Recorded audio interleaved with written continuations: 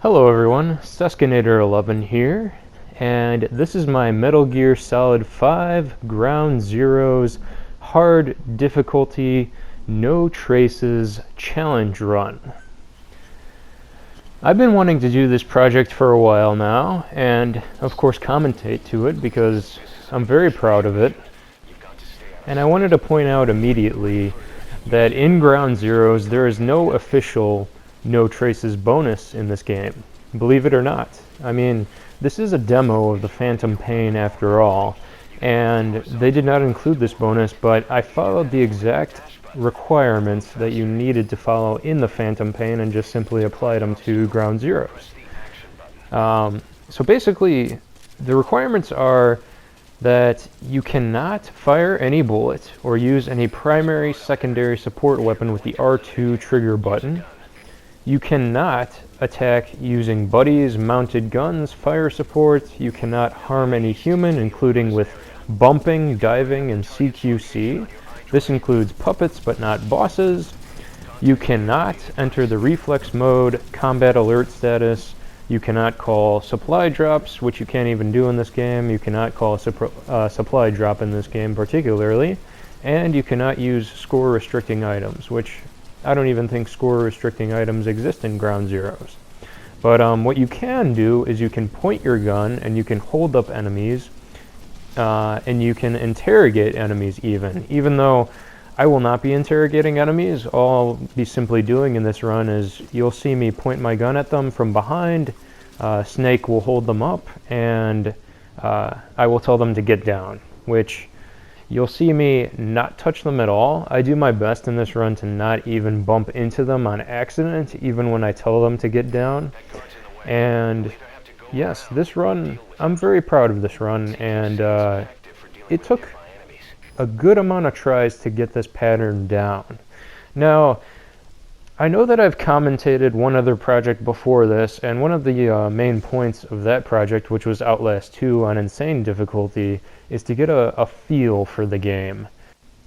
In a lot of games featuring stealth sections or the basis is stealth, the key point is if you watch a video that's a walkthrough, it is very different than doing the action yourself on the game.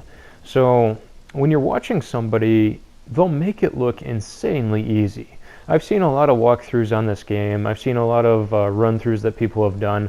I've seen insane speedruns of this particular mission in general. And again, this is the main Ground Zeroes mission. It's not the side ops, it's not the extra ops, it's just the Ground Zeroes mission. And people are beasts. They can fly through this in 7 minutes and not use CQC, do a no traces run effectively just like mine, and not even hold up any guards because they just know the guard patterns, they know how to walk around them without being noticed or spotted, and it's just incredibly remarkable how they can do that. It's just really impressive. I am nowhere near that impressive on this run, and you'll see by the length of this video, it takes me about a little over 15 minutes if I remember correctly.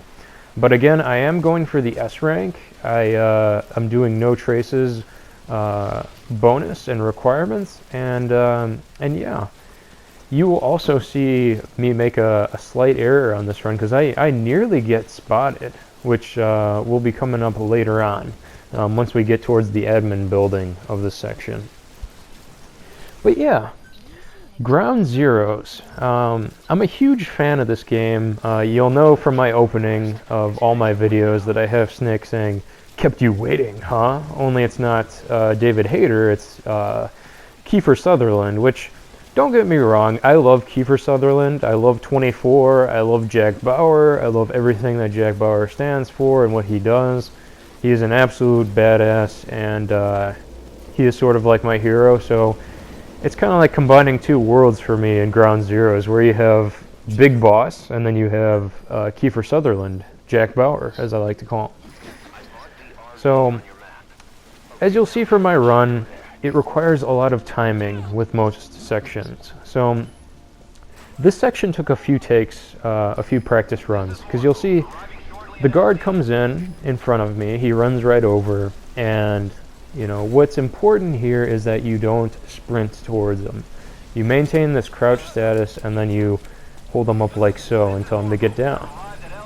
Now, I don't go and pick up Chico just yet. What I do is I walk over to this guard because he has spotted me, believe it or not, on a run because I completely forgot about him. So I tell him to get down. And what's interesting is that there seems to be no timer, even on the hard difficulty in this game, for the guards. Whenever you tell them to get down, they seem to stay down indefinitely throughout the entire mission, which is completely insane. You would think that the AI would get up eventually, or Kojima, the creator of Metal Gear Solid, would have them get up, but he doesn't. It's so interesting. So now, to time that perfectly, what you just saw, there was a guard walking towards the water there, the cliff where I was at, and if you're quick enough like I was, again, you'll practice the timing, you'll rehearse it. That's my biggest recommendation for this run, and you'll make it through completely unseen. And usually when you're seen, you'll see that light indicator come up on the screen, and it'll show you which guard and in which direction you're spotted or slightly spotted, which is very helpful. So now you'll see me start running. What I kind of hate about this part in particular is that the recording interferes with your sound, which I was never a fan of. I kind of wish there was a button you can press, and maybe there is, but I just never was aware of it, that you could skip this recording, because it does mess with your senses and what you can hear in the environment. And the environment is everything in this game. You need to be able to hear, see, smell. Maybe PS5 will have the smell function, who knows. But yeah, this is a project that I've been wanting to do for a long time now, and I enjoyed every minute of it because I love the Metal Gear Solid series. I've loved it ever since the PS1, where Metal Gear Solid 1 came out. I've been quoting it nearly every day of my life till this day, and it's probably easily my favorite video game series of all time, and it's definitely my number one, which is why, again, I have Big Boss saying "kept you waiting, huh?" as my opener for all my videos on YouTube, on my YouTube channel. So, all right, this part is very key right now. You're gonna see this guy get in a truck, and what I did before, because I've seen other people do this, some people can crawl in front of this truck yet not be seen, and there's a certain timing to it that I can't get down at all. I suck. I can't get that timing down, so I stay behind him like this. And you'll see me crouch walking towards this area. But again, this truck is your entryway into that admin building, because when that guy stops in front over there, he's going to talk to a few other guards, and there are guards that are standing in front of the entryway to the admin building. When they're distracted by this truck driver, you're able to crawl past them, as you'll see pretty soon. Now, there's a guard to my right over there. I feel confident enough to go into a crouch position, and you should be fine. You'll see that nobody has seen me. There is no indicator on the screen saying they can see me. Truck driver buddy over there is having a good conversation about the boiler room and giving us hints about where Paz is, which is the next person we need to save and extract via the helicopter, as we did with Chico. Now here comes the part where I fuck up, essentially. There's a dude over there, and he sees me, as you see from the indicator on the screen. And at first I'm like, okay, fine, he probably just saw me a split second, he's not going to come running over here. But what does he do? He comes and runs over, of course, freaking me the hell out and thinking I would have to restart this whole run from the beginning. Luckily, I went underneath this building here, and he's none the wiser and doesn't look under the building. At this point, I'm thanking Jesus, RNGesus, because he did not look under the building and I was safe. So, luckily that would have been a restart if he discovered me, of course, and I would have had to restart from the beginning again. So now you press on, you go into the vent over here, and what's a funny fail moment for me that was another restart is that when you get up into a crouching position here, do not I repeat, do not press triangle. Because what happened is Snake went up on that scaffolding, and I was immediately discovered by the guards. Because the guards on hard difficulty have senses like a freaking wolf, bloodhound. They could smell you, they can hear you from 50 meters away. It's ridiculous. So you have to be very cautious. What seems to help when you approach guards from behind is when you keep your gun aimed towards them, like so, typically Snake will just yell at them to freeze, and then you tell them to get down. The get down function is a little finicky because you have to hold L2 and then hit L1, and then move the analog stick down to select the get down function. It's kind of weird. It was weird to get used to during a run because you're not able to reach around. At least my fingers were not able to reach like that because I hold the controller improperly, first of all. I use my index finger on the L2 button instead of my middle finger on the L2 button like you're technically supposed to, but for whatever reason, I like using my index finger, so it would have been much easier if you use your middle finger on the L2 button, but oh well. Such is life. You choose how to type, on a keyboard a certain way, and if it works, it works. You don't have to type on a keyboard the proper way in order to make it work.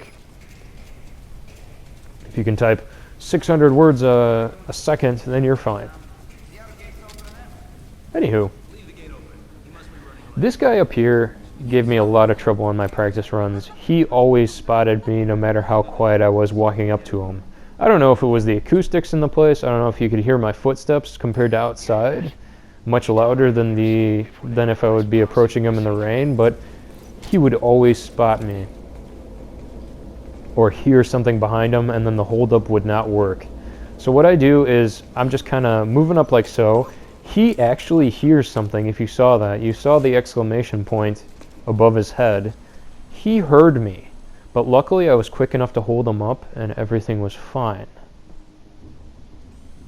So be careful of this camera. Go right underneath it. There are some people who are daring and much more daring than I am and actually go around the corner of the stairs and immediately go to this section over here, but I'm not that daring. I'm a cautious mofo, so I go underneath the camera. Now what's interesting here is the second part of this mission where you're carrying Paz to the helicopter extraction.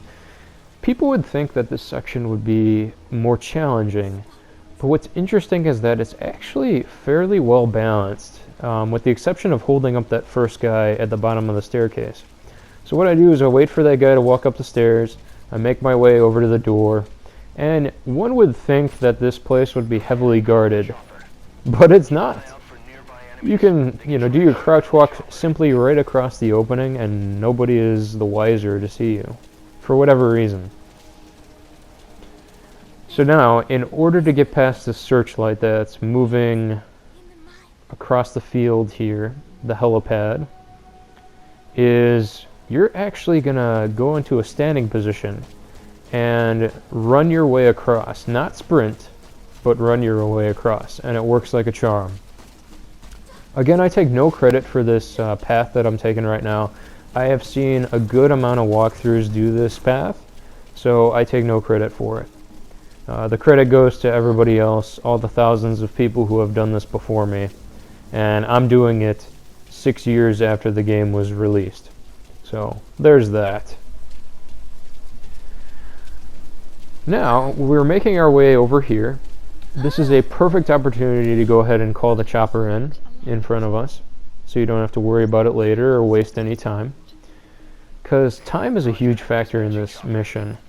If you restart a checkpoint, your time will continue to add up, so this is very important to get your S rank. You'll see there's a guard around the corner here, and what we're going to do is we're going to wait for him to make a trot over to the left.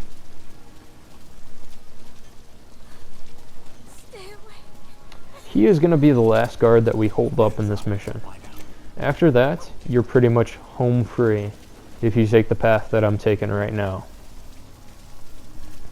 Now, some people can easily sprint between now and that far bush over there in the light, if you can see. But I don't, because again, I'm a paranoid and cautious mofo, and at this point in the run, my heart is pounding against my chest. So you'll see me just go ahead and crouch walk. Now there's a guard in that hut over there, but luckily he doesn't seem to be paying attention to the people, to me carrying the prisoner over here. So luckily you're able to walk over to the gate. Now what's great about this feature is that when you are lockpicking the gate, you're able to mash triangle in order to lockpick faster, which is amazing. I love that feature. And now, here we are, the end of the mission. So yeah, this is a project I just wanted to do because I know that everybody else right now is in social isolation or social distancing at this point, and I had a lot of spare time on my hands, so I wanted to get this done, and I'm very happy to provide this for everybody to watch. Again, with runs like these, it's important to embrace failing, because again, it's an opportunity to grow, it's an opportunity to learn from what you did wrong and become a better player.